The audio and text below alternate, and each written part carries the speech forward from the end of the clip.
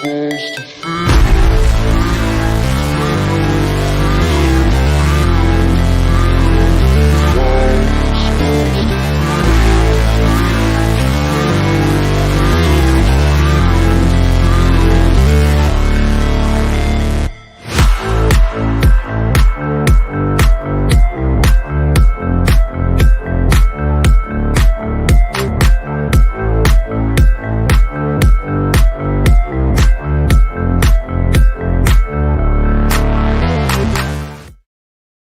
yo, yo. Welcome to Starbucks with Jim and DiNardo. I'm your host, Anthony DiNardo. Of course, with me is Jim Rosati.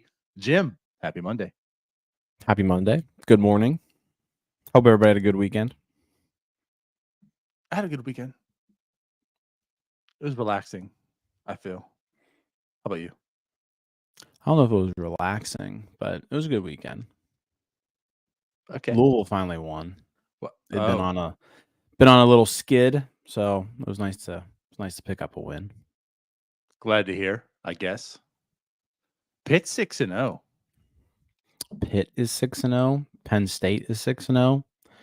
The Steelers with a commanding victory yesterday. That was pretty good. The Dolphins didn't lose. It was a fantastic weekend. Pretty good football weekend. I think West Virginia even won too. How about that? For the West Virginia fans out there.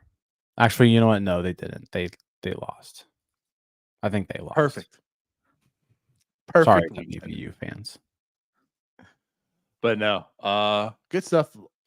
Baseball still going on. Some really good series. We'll talk about those here a little bit as well. But I think the biggest story of the week, though,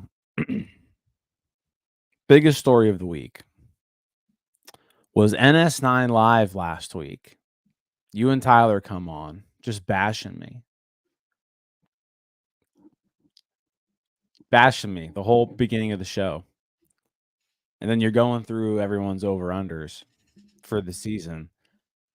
And I want to say this is the third year in a row. It may even be more than that, but it's at least the third year in a row that I won. And not only did I win, it was a commanding victory. Like, no one was even close. Just incredible. Come on here and have to gloat about that. Such a loser, Jim. That was the story of the week. No, it was not. We don't have to talk about that either. Tyler and I have made a pact. We are going to sit down, gather some really good over and unders. We give you too many softballs. That's the problem. It's not how smart you are. It's just how easy we give. We're here for entertainment value, not for winning. And that's got to change. I'm here for winning. That's the problem. Here to win. So about that. Yeah, that's going to end next year. We're gonna conspire. We're cooking up some really, really good over and unders next year. Yeah. Good luck. Good luck. Jamie says Gymalytics strikes again. Yep. Whatever. Jamie, don't have to hype Jim up. No, it was great. I wasn't able to catch that episode live, but I listened to it the following day. And yeah, the whole time it's like, oh well, yeah, that's a point for Jim. Point for Jim. Point for Jim. And then by the end, it was, no contest. BetOnline is the world's most trusted betting platform and your number one source for everything sports betting. Every stat, every matchup, breakdown, and even live odds and spreads to bet on during the games, with the largest catalog and odds on everything from football, MLB Playoffs, NHL, NBA, to political props. When the game's over, head on over to our online casino and get in on a game of blackjack or poker, or on one with one of our over 150 slot games. Head to the website today to get on the action with America's most trusted site for online wagering. Bet online. The game starts here. So let's talk about those MLB playoffs, Jim. Let's do it. I'm sorry. I didn't mean to cut you off there. Nah, that's fine. It's fine. I mean, I can understand why you wouldn't want to talk about it. That's all. I can understand. Whatever. Notice BetOnline does not take any wagering for Jim Analytics. They banned me. Yeah. So anyways, no, but for real, we've look at the mug. Look at the mug. I got the mug too. The official Starbucks mug to kick off your morning. Get Yeah, this it's a in good this mug. 9 shot. Good mug. Yeah. So these MLB playoffs. Something I want to bring up here and talk. Some really good series, by the way. Some really good series. Yeah. But they kind of like focus on one, the San Diego Padres and LA Dodgers. And to kind of focus on that because I think, San Diego was in everyone's hearts for a bit. It's the big bad Dodgers, I think, for many years. And you had a Tatis Jr. jersey hanging up behind you, like San Diego is like America's team for a little bit. They wanted one of those guys to get there and do something, right? And Tatis Jr., explosive player, had a fantastic series, by the way. Fantastic series. I mean, that guy did everything he could to help this team win. But you know what, Jim? He tried everything he could as an everyday player. Still couldn't get the team to win. It's almost as if the title of an everyday player is kind of overrated because the impact of a starting pitcher, what they have on a singular game, even though they pitch only every 5 days, is so impactful. In a 5-game series, you might have 20 plate appearances, but a pitcher has 18 outs he has to make in just 6 innings pitched. That if he goes out there and he pitches so good, that he can carry a team and there's an easy win. I'm just saying, sometimes, that everyday title it's kind of overrated. I mean, I see what you're doing here. You're just trying to make a Skeens Rookie of the Year argument, I think. What? Um, No, I don't no, I no. don't think being an everyday player is an overrated thing. I mean, you're just being silly. There's a difference between a hitter and a pitcher, though. And yeah, in the playoffs, I think the interesting thing we've seen here is like one really good pitcher can kind of carry a team. I mean, look at Detroit. They weren't able to get past Cleveland, but Thanks to they you. got a lot farther than people thought, I think. Just even getting in the playoffs is a big piece. But I mean, that team was basically Skubal and a bunch of dudes. Like Right. that's the Detroit Tigers. And they were able to ride Skubal to some wins until they weren't, right? And then game 5 came, and Cleveland got to him. Those were the first runs he gave up in the entire postseason. But it was pretty fun watching him. Yeah, it's been the Mets Phillies series wasn't all that climactic. The Royals Yankees series wasn't all that climactic, but yeah, that Cleveland Detroit series and the LA San Diego series, they were both really fun to watch, like down to the end. Yeah, for sure. I mean, but like you said, like the Detroit series, Detroit itself, like the fact they're in the playoffs is just crazy. But they Mhm. kind of showed out. I mean, they advanced. They, like you said, though, it was kind of weird, like a school. But I do want to go revisit this. I do want to go back because Jim, you played a big part of this once again. Because I believe the text came out at about 38-minute mark. Scooble greater than. And then at the 51 mark, he gave up the 5th earned run. So Was it even that there's far? Well, there was not well, it was because of like the half inning that went in between. Yeah, what Okay. I actually ended up being that far. But it was immediate. It was, I mean, he went right in, bases loaded, then he hits a batter, just score the run, then the grand slam, and there was the Rosati curse. Yeah. Yeah. Yeah. Yeah. It even worked in the opposite way too yesterday. I threw out some Bo Nix statistics. And Bo Nix ended up having a hell of a second half Yeah, he did. yesterday. But his first half stats were very bad. But I was making fun of him, and yeah, he ended up putting up a stat line that you weren't completely embarrassed about by the end of the day. Sure. But yeah, so mentioning playoffs and bullpen usage, especially like that Cleveland one, like Class A being used like in the 8th inning multiple times. Yeah, I mean that's the thing with the postseason. There's so many off days that your relievers are typically pretty well rested from game to game. Right. If they are pitching back to back, it's one game back to back. So yeah, you can typically use your studs, be a little bit more aggressive with them, and so yeah, you see teams with really good bullpens just have a leg up, in the playoffs because you rely on them a lot to pick up like big outs between your starter or what some of these teams are doing. They're not even using starting pitching for a game. They're going out there with 2 starting pitchers for an entire series and then just relying on their bullpen for the rest of the innings. It's kind of morphed into that.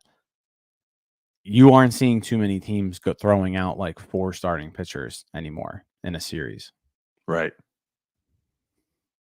Which also, like, that's just kind of crazy in itself. And also the team that it is. Like how are the Dodgers? I know you jokingly said it too, like how are the Dodgers? Which also just kind of goes to show you just never have enough pitching. It doesn't matter. Like you just simply don't have enough pitching. Hold that there. Hold that there. Because for Pirates fans, think about that going into next year. I just gotta Yeah. put that there because it's kind of crazy, but you just never have enough starting pitching. You think you do, but you don't. Well, like the Dodgers, for example, Jack Flaherty with a great start yesterday in Game 1 of the NLCS, but like Yamamoto, he's been injured for a really long time. He's fresh off an injury. When he is pitching, it's short outing. So he went 5 innings. Went 5 innings this last time out in like a winner go home game. He 5 innings, you're out. Let's bring the bullpen in. And then Walker Buehler is another guy they're utilizing, and he's just hasn't been the same since coming back from injury. He has not been a good pitcher throughout this season or his one start that he had. So yeah, it's weird. A team like the Dodgers that you look at them and you can list off 2 rotations worth of pretty good pitchers that team has. When they're all hurt and you're down now to the nitty gritty, there's like 2 guys that they're relying on right now. But mind you, with all that said, they've also now tied a record for 33 consecutive scoreless innings. So, I mean, I guess it doesn't hurt them too much. Yeah. Yeah. It's, I mean, that bullpen game, I was like, I can't believe they're doing this. And it was a Game 4. They were down 2-1. They're doing a bullpen game, and it worked out. Right? Crazy. Crazy. But either way, yeah, anything else that just stood out? Want to talk about the playoffs? No, it's just I think again? it's just seeing how fun it is for these fan bases. Like, yeah, I need it. Like, it just you remember those years that we had in the 2010s, and it's like those games are just so intense when you're a part of them. They're so much fun, Right? And they hurt so bad when they lose. Like they're just it's great baseball. So it'd be fun to get back to that. It would. It absolutely would.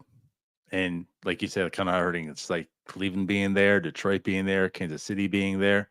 Now Cleveland's been a bit of good organization, but them being there, like they're not much. Like Cleveland's not much different than Pittsburgh. There's not much of an excuse of how Cleveland can be consistently good, and the Pirates can't.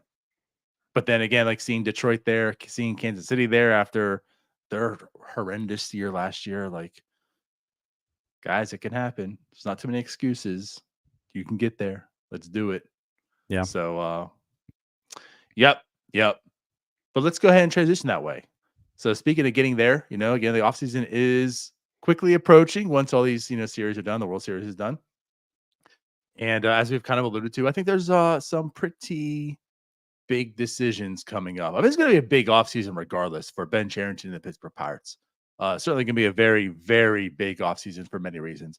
But I think it just starts with the fact of like, who do you think you're even going to tender a contract this year and who aren't you?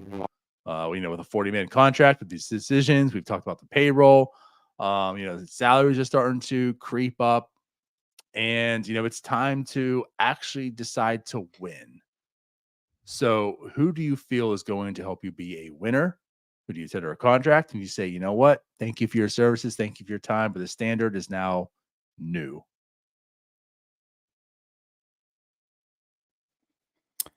Yeah. Let's see. Looking through here,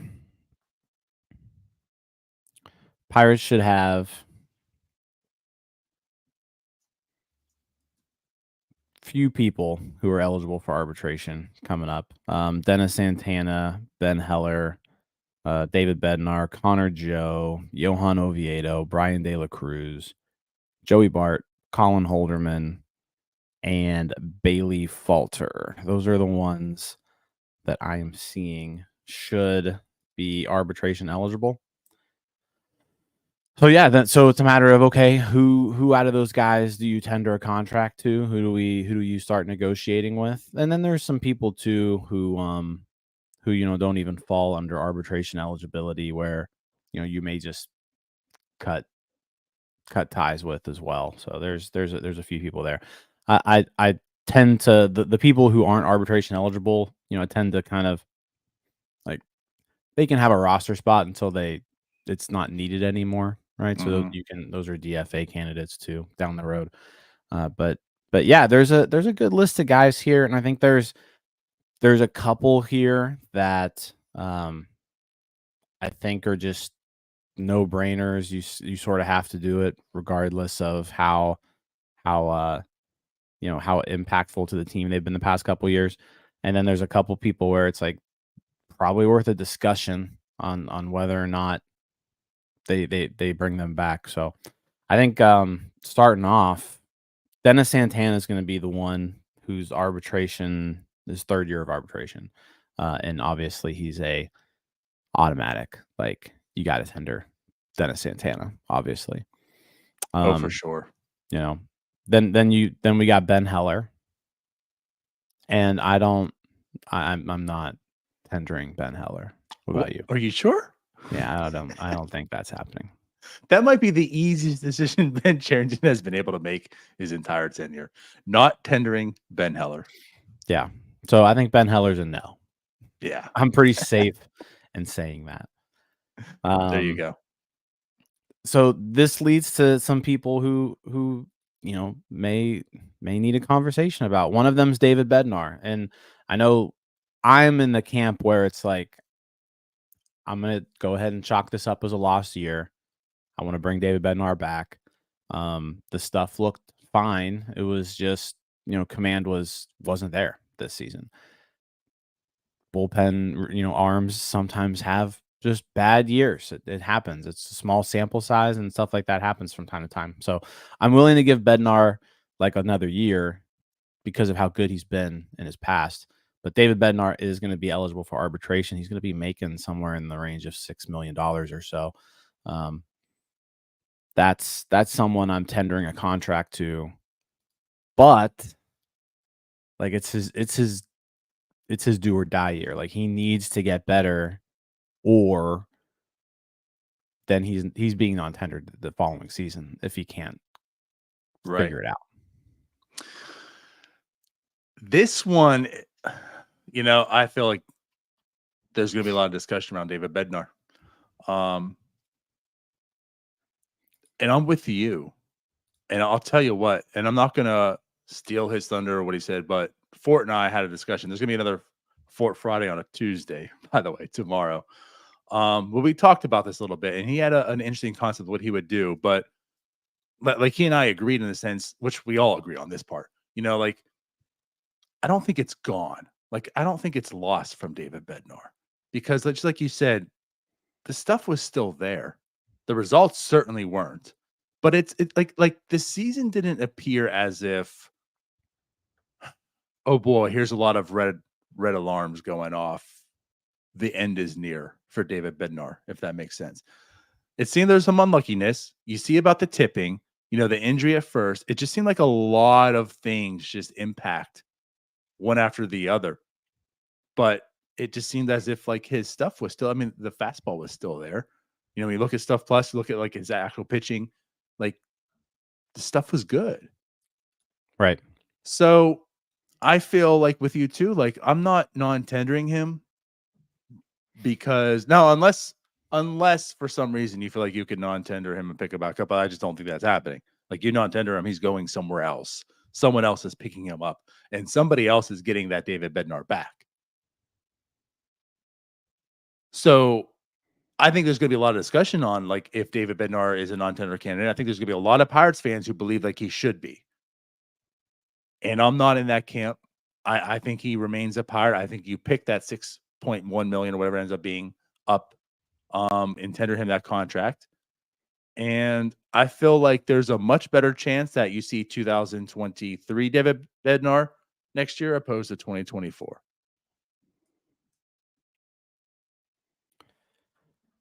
I just don't think you can let go of somebody who, with his track record. You know, it's 1 year, and like you said, there's no alarms as far as this stuff goes. If he was doing this and the fastball was 94, then I think we're having a different conversation because there's a glaring difference in the David Bednar that we're looking at as opposed to the David Bednar that was a perennial all-star. But the fact that the stuff still seems to be there, I think you give him another shot. Now, one thing I'm not doing is I don't think I'm handing him the closer's role like day That could one be spring fair. training. Like spring Yeah. training, we're having a battle for what's the back end of that bullpen going to look like next year.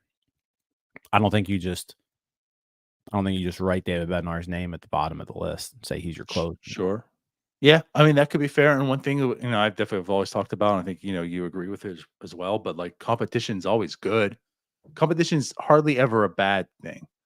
Right. So bringing him back, but saying hey, you got to earn it back might not be the worst thing in the world. What I'll say to this is the guy that you mentioned earlier, Dennis Santana, kind of showed he might be competent. And they never know what they're going to bring outside. I mean, Chapman did come in here. He was an amazing closer for how many years? I don't know if that's going to happen again. But again, like we saw Dennis Santana. I don't think you can say Colin Holderman, but Colin Holderman could be in the discussion. If they are going to compete, hey, he's in discussion. He could potentially be a closer as well. But yeah, like if you don't want to hand him the keys to the closer next year and say, we're going to bring you back. You've earned this money. We're going to do it, but you need to reclaim that magic. I'm okay with that. Yeah, I certainly wouldn't. If you think David Bednar should be non-tendered, like I'm not gonna argue too hard against you because I think you could make a valid argument that like the dollar amount that we're talking about is a lot for a team like the Pirates to pay for a struggling reliever coming off a down year. You know, like if David Bednar were on the free agent market, for example, and you had this guy who used to be a lockdown closer, all-star, one of the best closers in baseball, and then he put up a season like last year and then visited the open market. I think David Bednar is probably getting that 6 to 7 million from somebody. Like someone's going to give him that just from the talent, the track record. But if it were the Pirates, like let's say David Bednar wasn't a Pirate and he was a Kansas City Royal this whole time and he hits free agency. Would you be happy of a Pirates 1 year, $6.5 million deal to a struggling David Bednar? So looking at it that way, like I wouldn't do that if he was a free agent. But I think the fact that we saw that and we've seen what he can do, like I'm okay giving him another shot.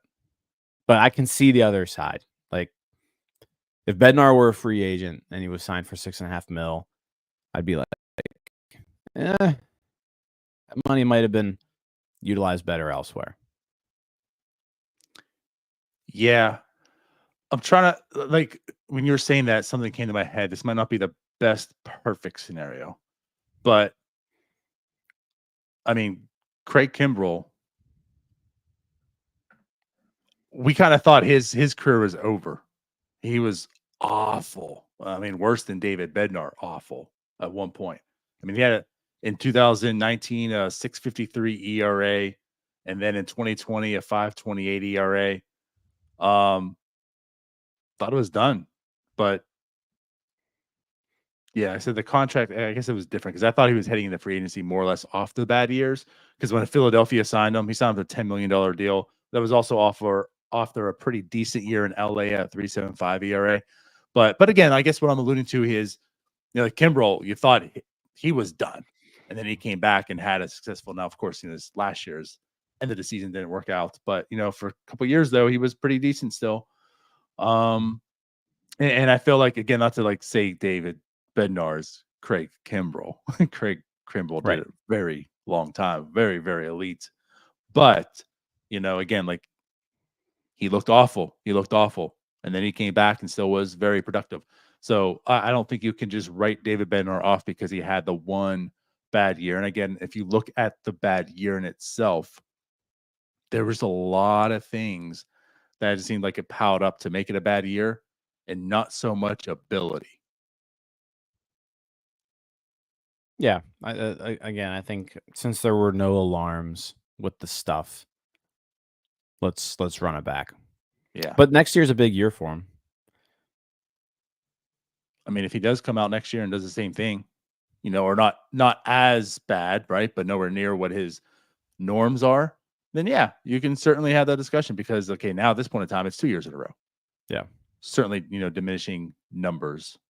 But Yep. it's just weird because I know your argument for the $6.5 million, but like $6.5 million isn't really all that much money for an elite closer. I mean, again, like they brought in a $10 million setup man, Right.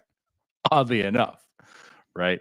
So yeah. Anyways, it's going to be a topic discussion, I think, for all off season until it happens, and then of course into the season if it was the right choice or not.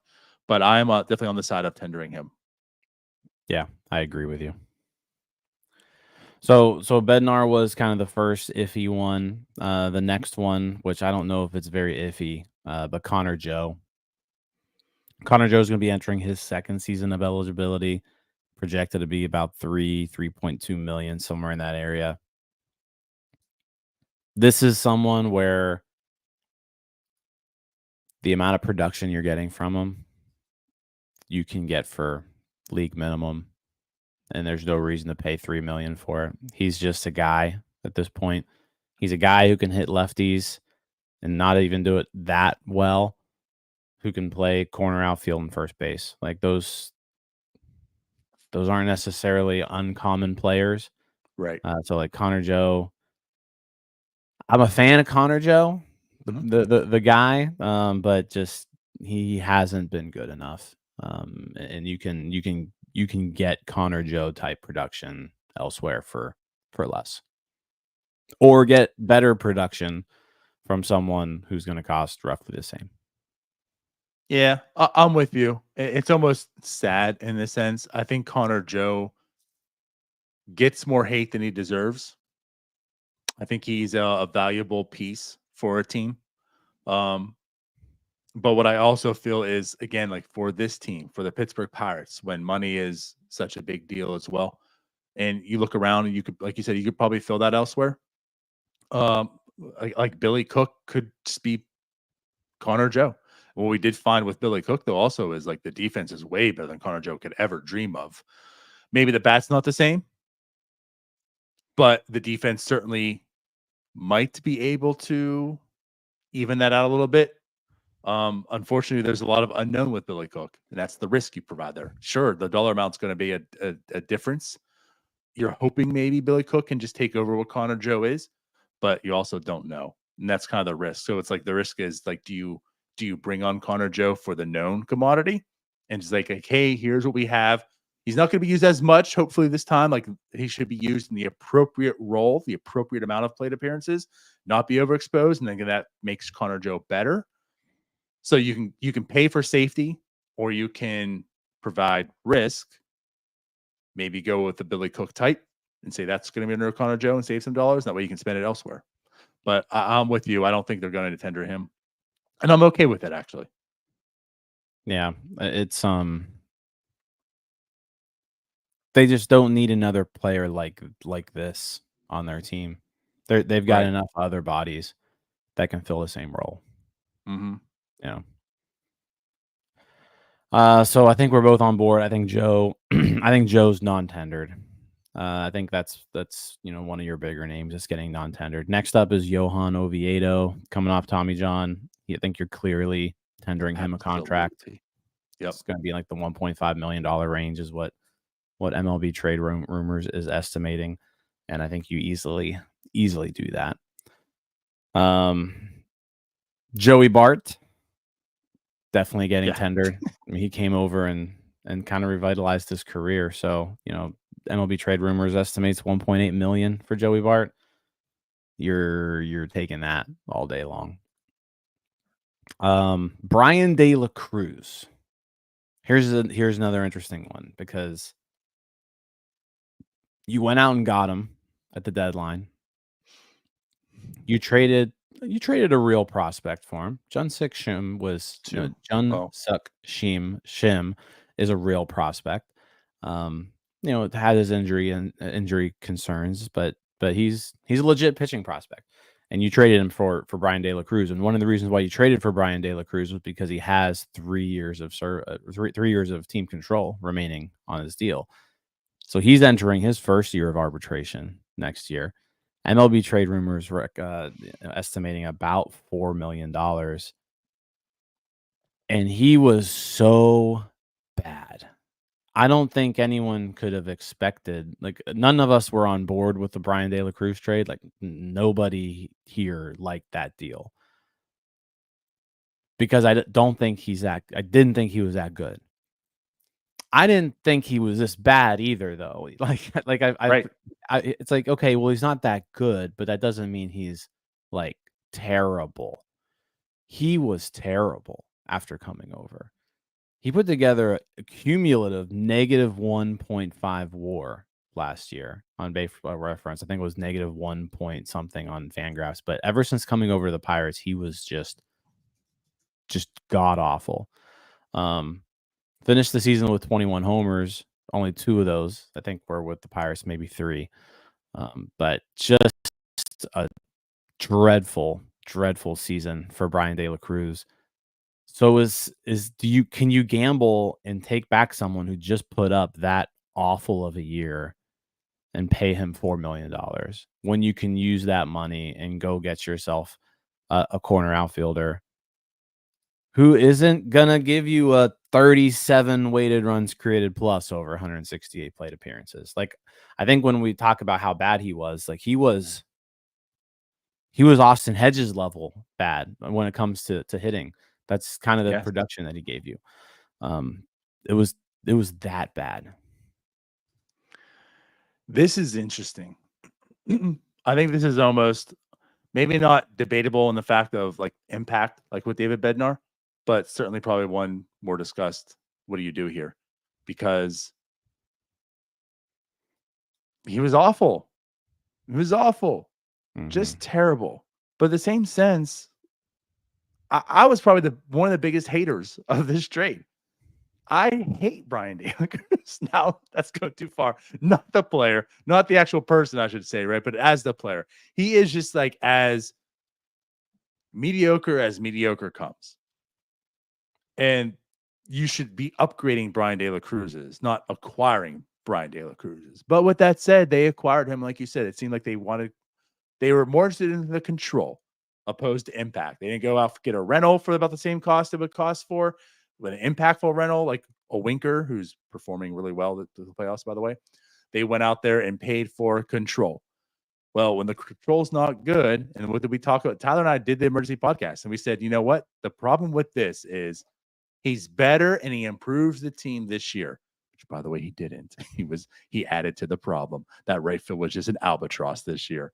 But our thought was he does improve the team this year, but in 365 days at the deadline next year, you're probably having a conversation of How do you improve on Brian De La Cruz? And if that's the question you're going to have a year from now is how do you upgrade? Then why make the move today? Just go get the impactful player because the years you're paying for don't matter because you're not going to have them. Well, it didn't last to the deadline. We're already talking about to even tender him a contract. And I just say no. Because again, like I think best case scenario out of Brian De La Cruz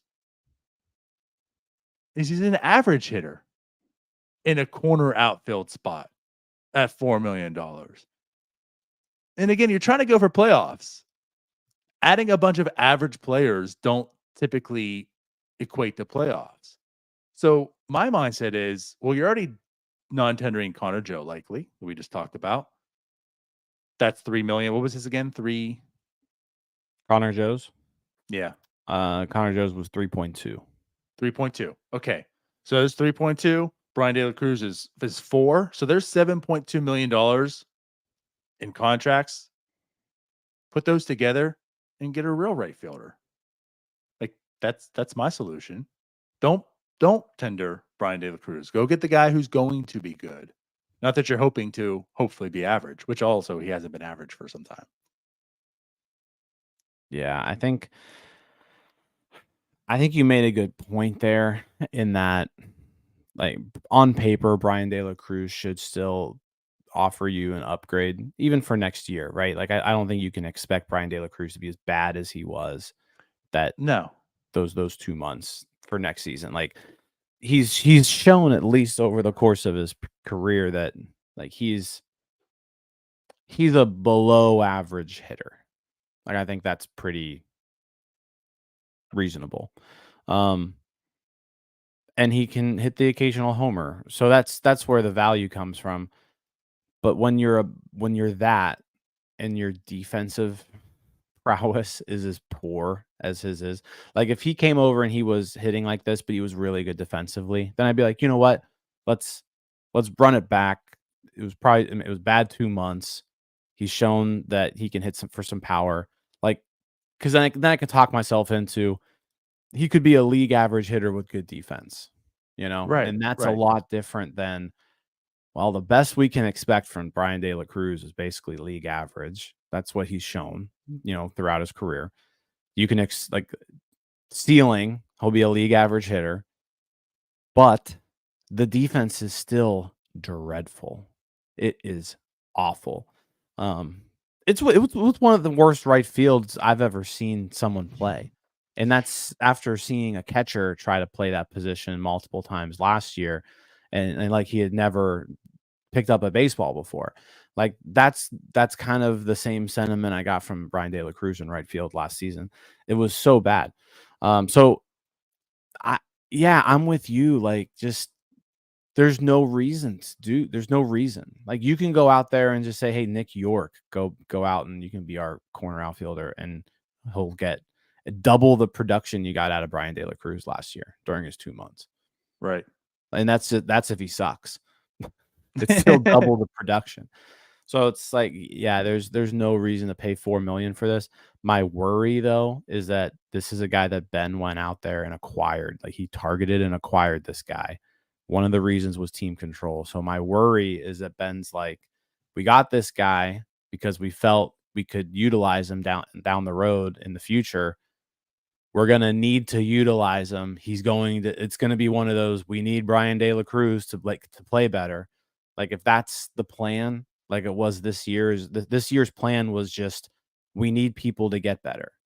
And they didn't. And look what happened. So is the plan gonna change next year? Or is the plan Right. just gonna remain we need our guys to play better? If the plan is we just need our guys to play better,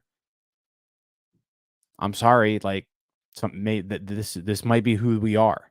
If this is who we are, then that's a terrible plan. So that's my concern here is that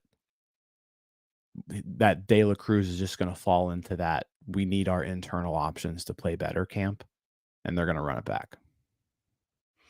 I'm with you. Now, that plan in and of itself isn't a terrible plan. And what I mean by that is, like in theory, it instead of giving up on a guy because of like a bad 2 months, that seems like, okay, it's very reactionary in a sense. Like, okay, it was just 2 months of his career. Like, don't just give up on him because of these terrible 2 months. Bring him back. We know what he is. The problem is we know what he is. We didn't like the trade to begin with because we know what he is. You know what I mean? So again, like the plan in itself isn't like a terrible of like, listen, we're not going to just react because he had 2 bad months. I got him because I wanted him. Let's continue. I mean, that's sound. That's sound. Like, I don't hate that plan for those reasons, but Brian De La Cruz isn't the guy you're doing that with. So that's why, again, like I'm here. I'm not so much reacting to the 2 months and his 37 weighted runs created plus he had those 2 months. And the argument of, is the 37 weighted runs created part the worst part of his game, or was the defense the worst part of his game? I'm not sure. His offense might actually be the best part of his game. Maybe. So again, like it's not the 2 months that we're having this argument with, and it's just because it's 2 months, like we gotta get rid of him. It's because at his career norms, he's an upgradable player. If we're talking about upgrading Connor Joe, how the hell aren't you talking about upgrading Brian De La Cruz? So yeah. So again, I think we both agree. Let's hope the plan is to move on from him. Yeah, it's just a position they need to get better at. Like they need to be better than that. As far as the list goes, I'm pretty sure those are really the only controversial topics as far as the arbitration numbers go. We talked about Joey Bart. We talked Colin Holderman is another one who's going to be in his first arbitration year. Hey, it was a rough. He went through a rough patch this year, but Colin Holderman, $1.4 million in his first year of arbitration. Like you're doing that. There's a lot of talent there. Bailey Falter going to be eligible for arbitration for the first time. And hey, shout out to Bailey Falter because he just pitched himself into a tendered contract. There's no way you're not giving Bailey Falter $2.8 million, even if he ends up, being relegated to the bullpen next season.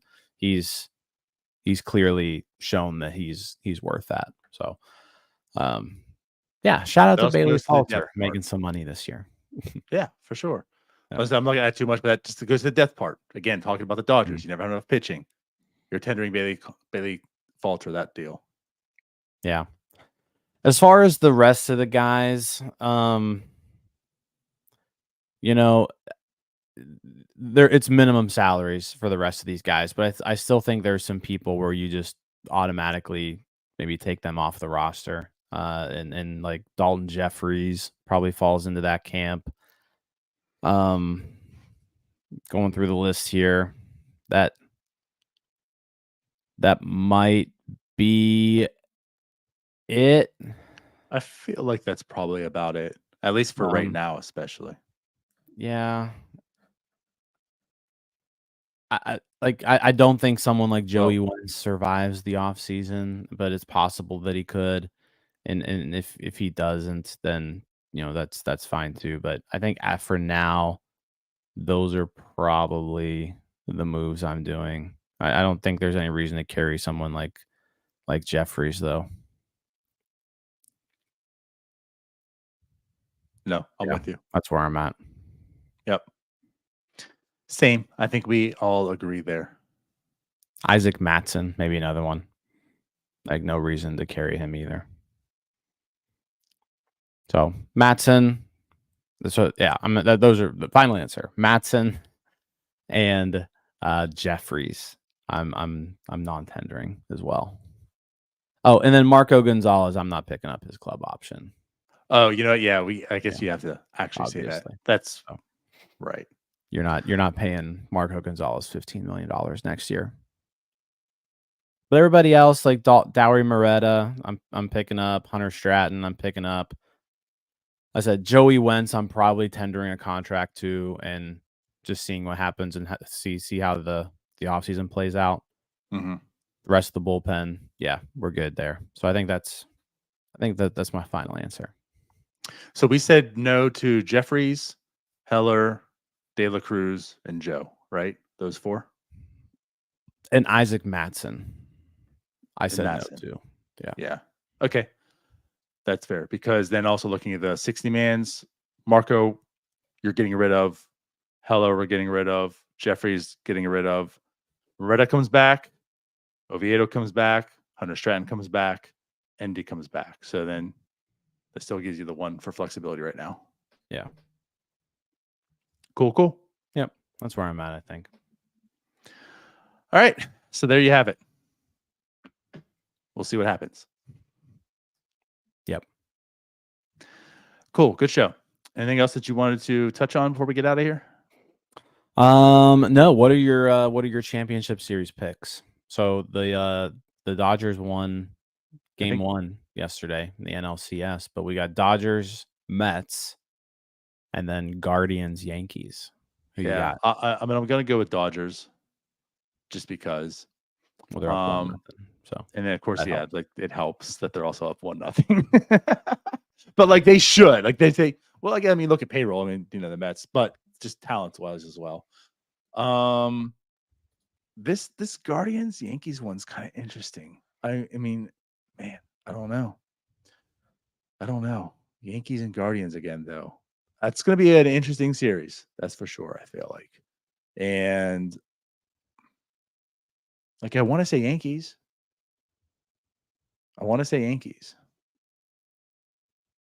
And then have a Yankees Dodgers World Series. Like I want the Guardians to go, but I feel like the Yankees are just too talented. Judge got to break out, right? Judge has to come out here and play well again, right? Yeah, I mean they need him to. They need him to because the rest of the team isn't that good. So like that's the thing that the Yankees need their stars to be stars. If Aaron Judge, Juan Soto, and Garrett Cole are doing their thing, then they should win the series. Right. But if they're not, then that gives Cleveland the opportunity to kind of creep in there. I'm gonna say New York, and I think what kind of puts them over the edge is their pitching staff.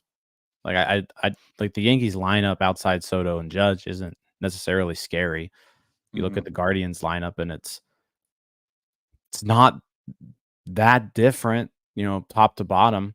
But the pitching staff, the Yankees being able to go out there and go Cole, Rodon, Schmidt, Heel as well, and the Guardians are just a little bit shaky in that aspect. They got some big innings from Matthew Boyd in the last series, but you're counting on Matthew Boyd for meaningful postseason innings.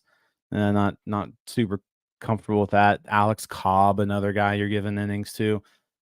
Tanner Bybee, you feel pretty good about, but yeah, if you're Cleveland, it's a lot of leaning on your bullpen, and but it's a good bullpen. A really good bullpen. But we've also seen that sometimes you just need those really good starting pitchers. So it should. I'm interested to see how the series goes. But I think the Yankees have the leg up just in the pitching aspect.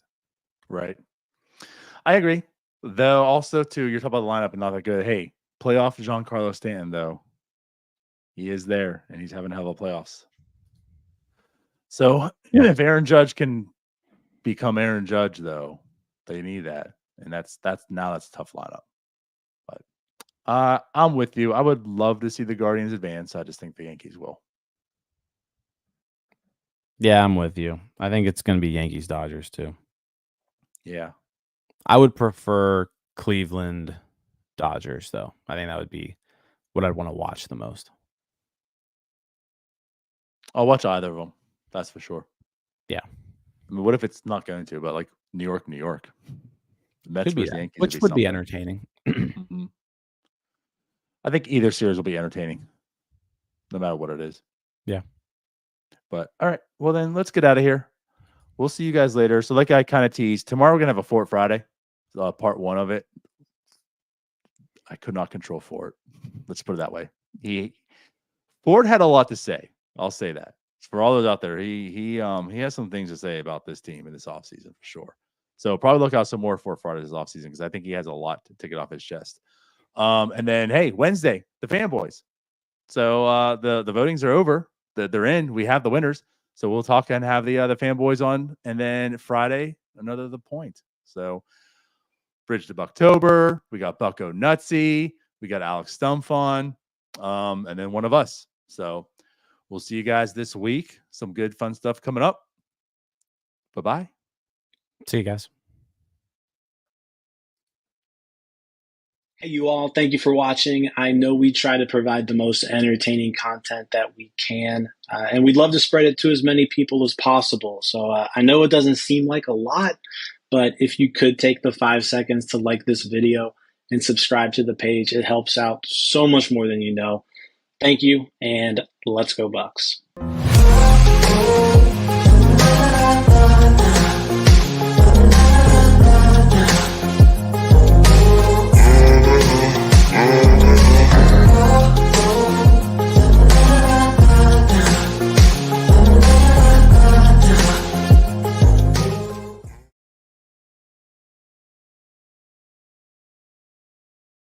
Hey, you all. Thank you for watching. I know